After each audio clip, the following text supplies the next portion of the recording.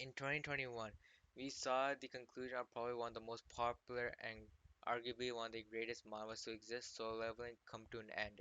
I was pretty satisfied with the ending, but many people thought it was a bit rushed. But that's not the point of this video. Recently, there was a trailer dropped for Solo Leveling, and there's gonna be an anime adaptation. And to be honest, when I heard about it, I was pretty hyped. I'm pretty sure many of you guys were hyped as well because every time I look through Instagram and TikTok, I always see memes of Solo Leveling saying, "Oh, this is gonna break the internet once it gets animated, and this will be the best anime of the century." But as much as I was excited to see this anime being animated, I was worried. I was worried that will they do a good job animating this, or will they make a disappointing anime, just like all the other manhwas that they try to animate? Will it not get the treatment it deserved? So is Soul Leveling doomed? For those of you who haven't read Soul Leveling, it's basically a world filled with gates and monsters that are invading and trying to destroy Earth, and the only people who can stop them are hunters.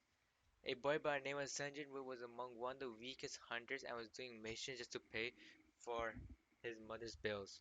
And through some magical plot armor, he reawakens as a new hunter and starts his journey anew. When the trailer was released for Solo Leveling, we got the chance and opportunity to see who were the studio and the people behind Solo Leveling.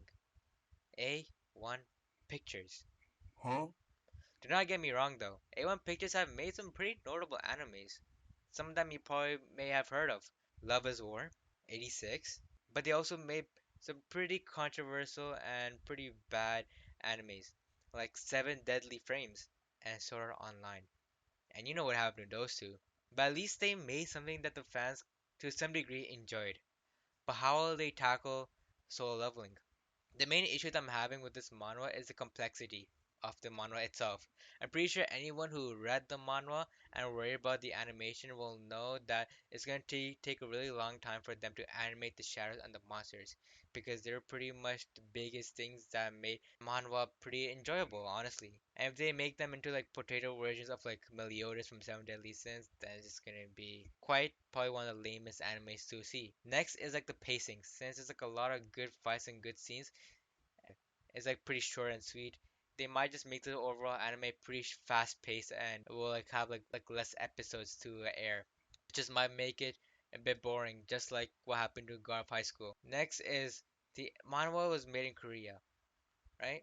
And was being animated in Japan, which already changed the ethnicity of the place and the MC, which puts a lot of controversy, which I'm not gonna talk about if you guys understand um, what happened in the manhwa.